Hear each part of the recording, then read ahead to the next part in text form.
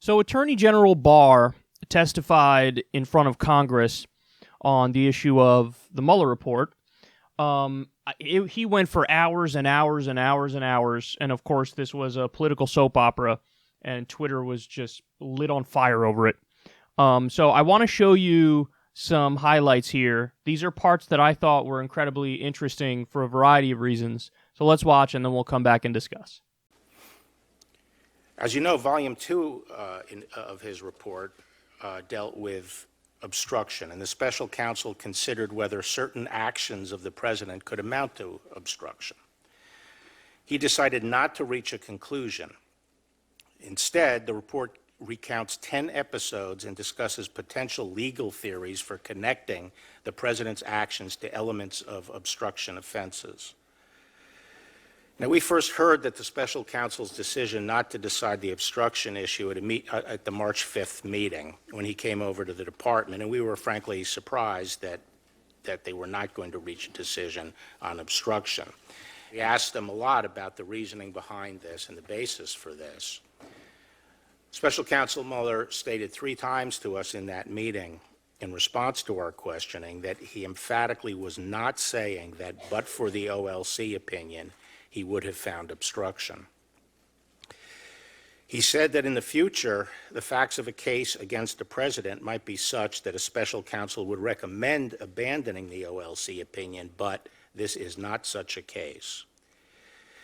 We did not understand exactly why the special counsel was not reaching a decision.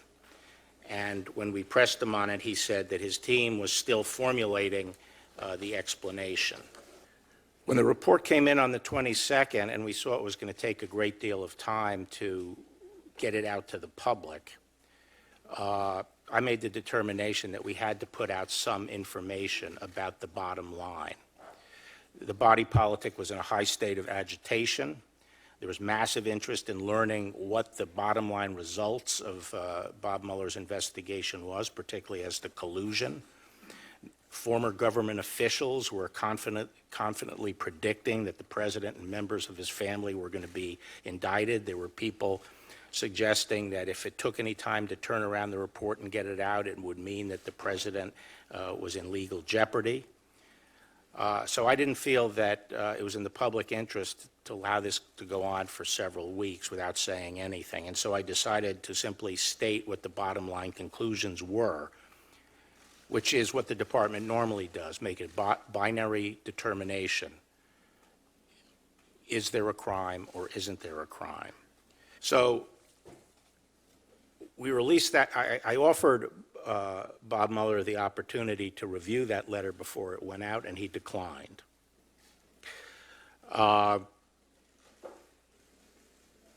On Thursday morning, I received, it probably was received at the department Wednesday night or evening, but on Thursday morning I received a letter from Bob, the letter that's just been put into the record.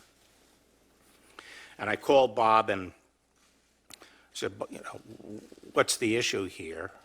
And I asked him if he was suggesting that the March 24th letter was inaccurate, and he said no, but that the press reporting had been inaccurate, and that the press was reading too much into it. And I asked him, you know, specifically what his concern was, and he said that his concern focused on his explanation of why he did not reach a conclusion on obstruction, and he wanted more put out on that issue. He argued for putting out summaries of each volume, the executive summaries that had been written by his office.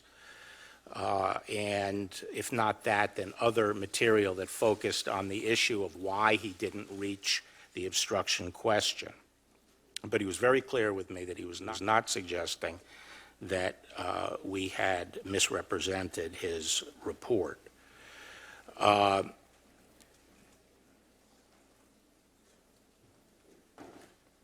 I told Bob that I was not interested in putting out summaries, and I wasn't going to put out the report piecemeal.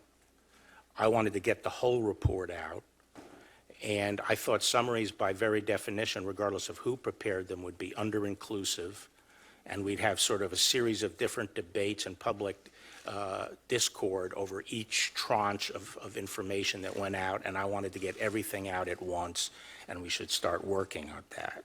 And so the following day, I put out a letter explaining the process we were following and stressing that the March 24th letter was not a summary of the report, but a statement of the principal conclusions, and that people would be able to see Bob Mueller's entire thinking when the report was made public.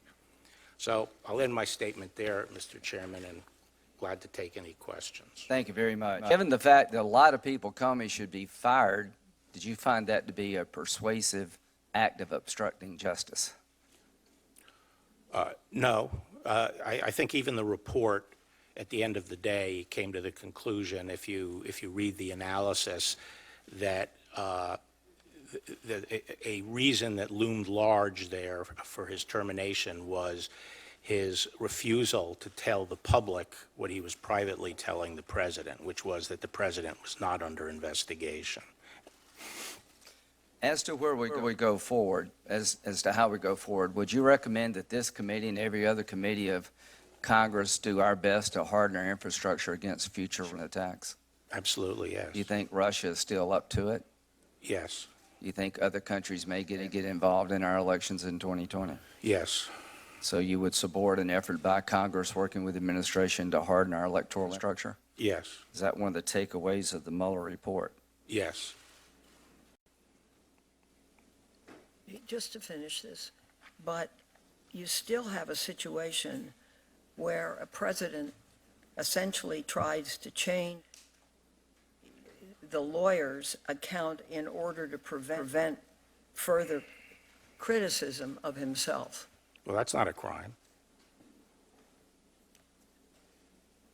So you can, in this situation, instruct someone to lie?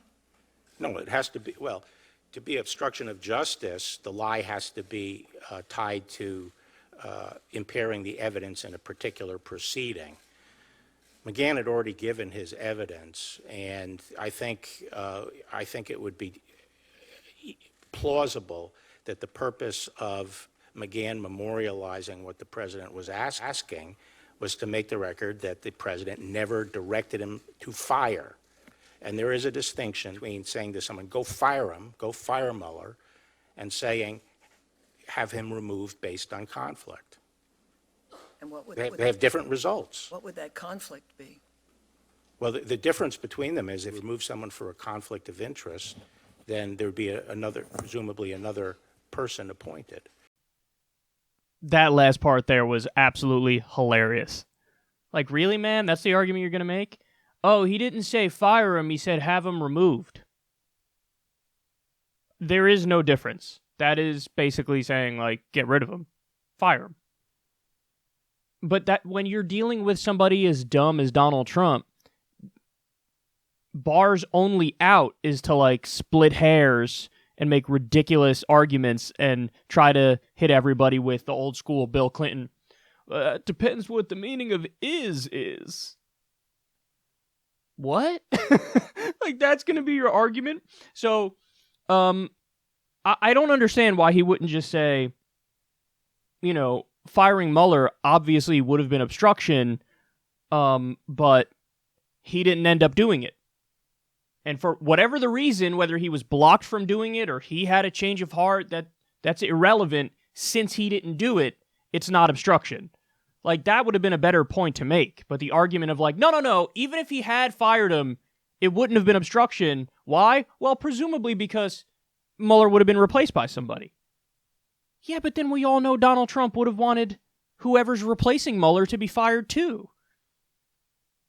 I mean, this isn't, like, that's obvious to me.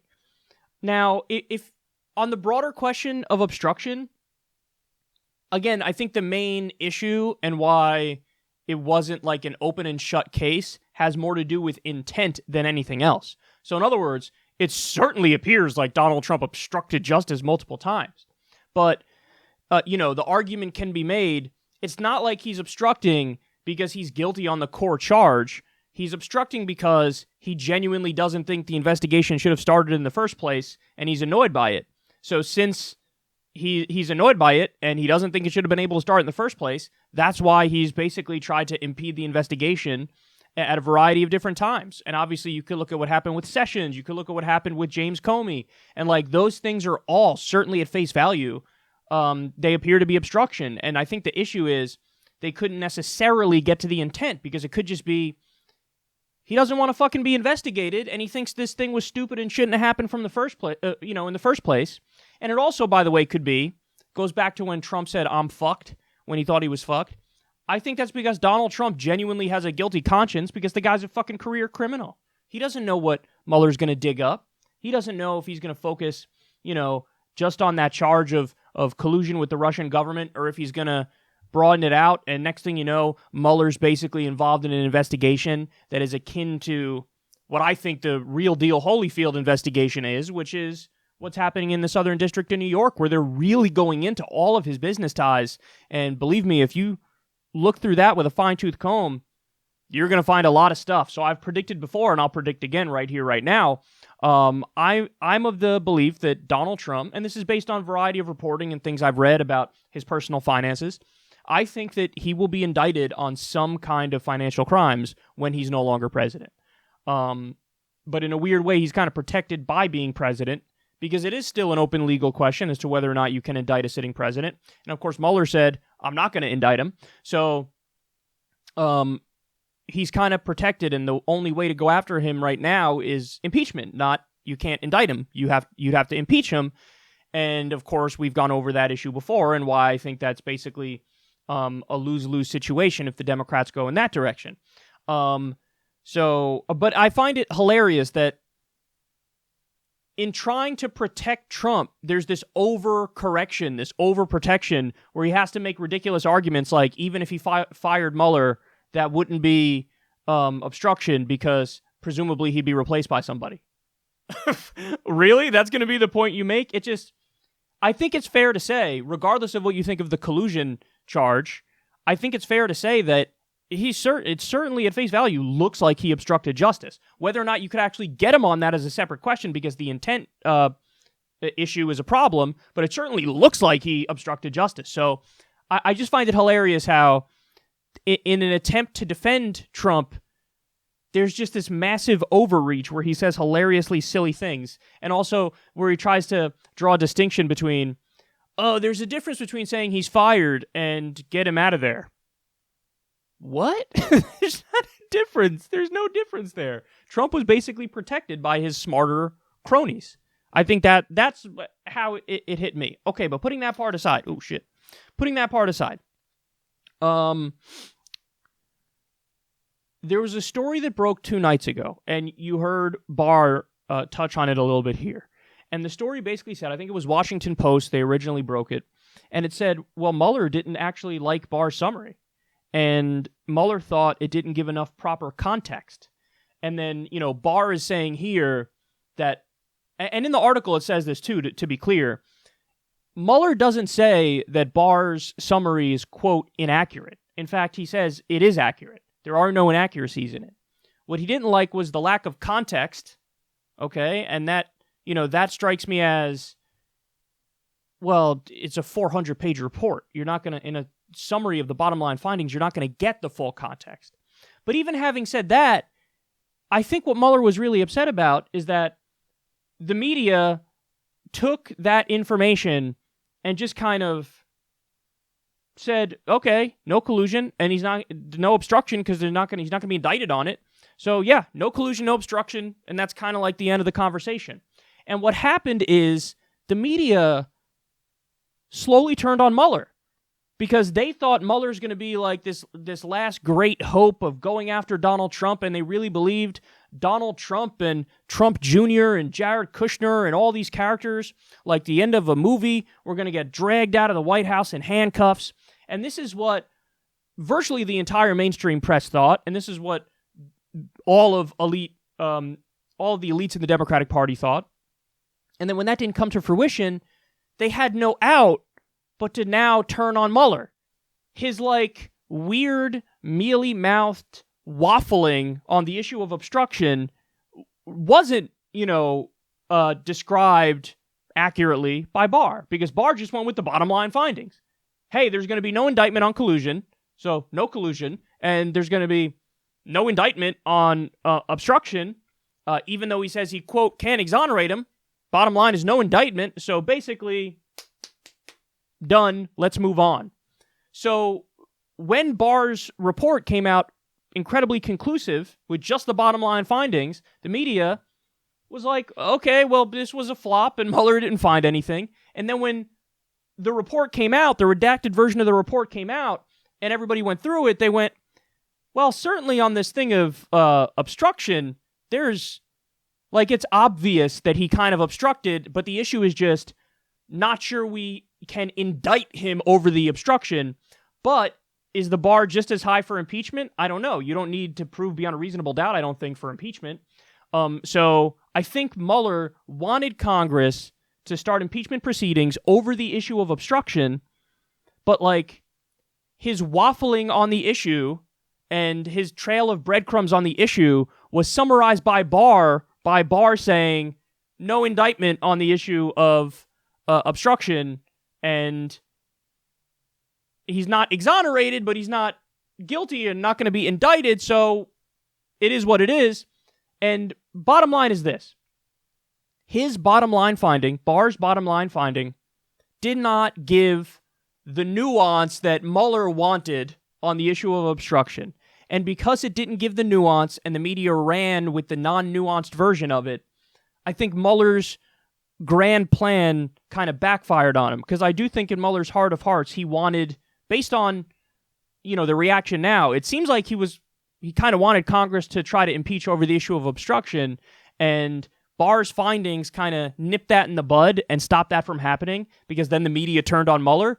So it's like, he's angry about that now I think the media, they're not pro-Mueller anymore. You see, we covered the fucking Bill Maher new rule segment where he turned on Mueller, and I would say this, if Mueller really wanted Congress to try to impeach Trump on the issue of obstruction, he should have just fucking said it. He should have just said it instead of, like, waffling on it and then getting mad when Congress hasn't done it yet and the media kind of turns on him. Don't waffle. You should have said it. In my opinion, as special counsel, I'm not sure we have the authority to indict a sitting president. Having said that, there's plenty of evidence to start impeachment proceedings on the issue of obstruction, and I recommend that Congress does this. He could have said that. We're never going to get past this. Like, it hit me the other night. We will never fully get past the Mueller report and Russiagate, because now I feel like there's just enough stuff on both sides of this where nobody will shut the fuck up and move on to, like, the issues that I think are the core issues of this upcoming election and the core issues in the country right now. I think it's way more important, and even if you really wanted to impeach, there's a much better argument on the issue of Yemen and us illegally backing a Saudi genocide in Yemen. Emoluments, we're going to get to a story a little bit later on about how there's an emoluments case and a judge ruled that the Democrats can proceed, and the judge agreed with the Democrats' definition of emoluments over Trump's definition because Trump was trying to weasel out of responsibility here and argue like, no, my businesses can take money from foreign governments, and that's bullshit. That's nonsense. That's a core violation of the emoluments clause. So, like, but even putting those issues aside, obviously we should put front and center, like Medicare for all, free college, living wage, ending the wars, so on and so forth, all these super important issues. And some people argue, well, yeah, but you could walk and chew gum at the same time. Like, you could talk about, Russiagate and the Mueller report and that stuff. But my response is, well, obviously not. Obviously not. Because there was the U.S. announced we're officially backing another coup effort in Venezuela the other day. That got, the Twitter effect for maybe 2 hours, where people were talking about that a lot for 2 hours. Then that was immediately replaced by the whole Barr Mueller thing, where they spoke about that for like 8 hours. So we obviously can't walk and chew gum at the same time, because anytime there's a development in this goofy-ass soap opera about the Mueller report, that overrides all the other really serious news. So there actually is a limited amount of time, and there is, a dominant media narrative that takes over, and we have a choice. Are we going to make those things like, hey, let's stop the fucking coup in Venezuela, let's fucking save people's lives because they're dying because they don't have health coverage and we need Medicare for all? Or are we going to make those cornerstone issues some bullshit soap opera shit like the Mueller report, which, by the way, again, what's going to happen now? What's going to happen? So we had all this drama and all this, oh my God, Mueller said this and Barr said this and blah, blah, blah, blah, blah, blah, blah. What's going to happen? Here, I'll answer it for you. Nothing. Dick. Nothing's going to happen. Should Mueller testify? Sure, he should testify. Is he going to? I don't know. As of right now, I don't think it's scheduled to happen. So, in other words, Twitter melted down another night about, oh my God, Mueller kind of disagreed with Barr's summary. Oh my God. And they acted like something was going to come from that. No, nothing's going to come from that. Nothing's going to come from that. Because, again, it's not like, Mueller saying, Barr was wrong. There was collusion. He didn't say that. Barr was wrong. There was obstruction and will now indict over it. No, Mueller was just mad because he didn't make it nuanced enough, and he didn't make it clear that Congress still has the out of impeaching over obstruction. And Mueller was mad that the media didn't conclude that when the summary was released, so the media turned on Mueller, and he's upset about that. That's all that is, I think. So, I don't know. I get annoyed and I get frustrated because this does suck all the air out of the room, and it does overshadow other more important issues. I think it's good that Barr testified here. I think a lot of what he said was total and utter bullshit. I think some of what he said was true. But ultimately, I don't think this isn't going to end in the way that, a lot of the Democratic partisans want it to end and in the way that the media wants it to end. It's not going to end with Trump being dragged out in handcuffs.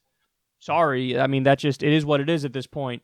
And it's like they're still hanging on for some sort of weird, last minute hope that everything will be all right. And, you got Mueller riding in on his white horse to come save the day, and Trump goes down in flames. And I just think that's super naive at this point. So, again, it's good that he testified. I recommend watching as much of it as you possibly can. I do think Mueller should testify as well. But ultimately, even though there was a disagreement as to how conclusive that summary was that Barr released, it's all going to come to naught because it doesn't change any of the the bottom line findings, and doesn't change the reality, and it certainly doesn't mean, well, now there will be indictments. So the ship has sailed, and that's something a lot of people have a hard time swallowing.